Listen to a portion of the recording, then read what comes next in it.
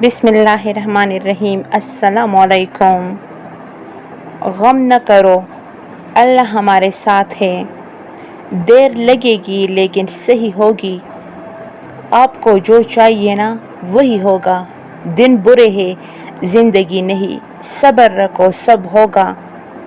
अगर तुम खुदा पर भरोसा रखते हो तो उसके इंसाफ पर भी भरोसा रखो, क्योंकि मकाफात अमल अटल है। जो आंसू हम अल्लाह के सामने बहाते हैं वही हमारे लिए सुकून का बायस बनते हैं।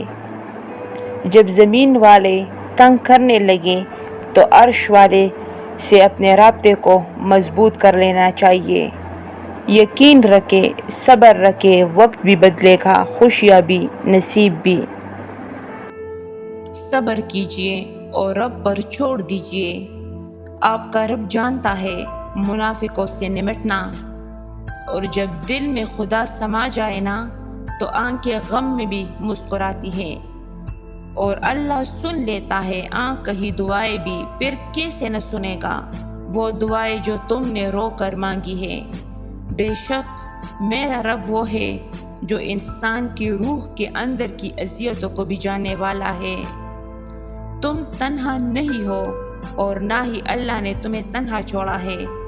वो जानता है कि तुम उदास हो और बहुत कमज़ोर हो।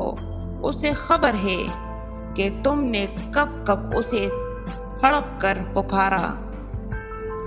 ये कभी नहीं सोचना कि अल्लाह मुझे ही क्यों आजमाता है, बल्कि ये सोचना कि अल्लाह इन्हीं को आजमाता है जिनसे वो मोहब्बत करता है। दुख हद से बढ़ता है तो रातों की नींदें उड़ जाती है, फिर वक्त तहज्जुद आंखें भले सो जाए पर दिल नहीं सोता। अपने इरादों में मुखलिस रहो, तुम अल्लाह की मदद हमेशा साथ पाओगे।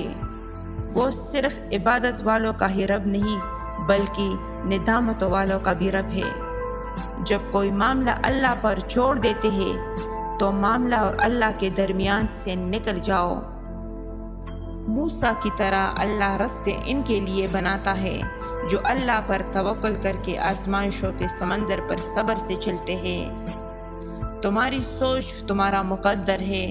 तुम जैसा सोचोगे अल्लाह को बिल्कुल वैसा ही पाओगे। जैसे दर्द आंखों में होता है मंजर में नहीं, बल्कि वैसे ही जिस सुकून तुम दूसरों में तलाश करते हो वो सिर्फ तुम में है।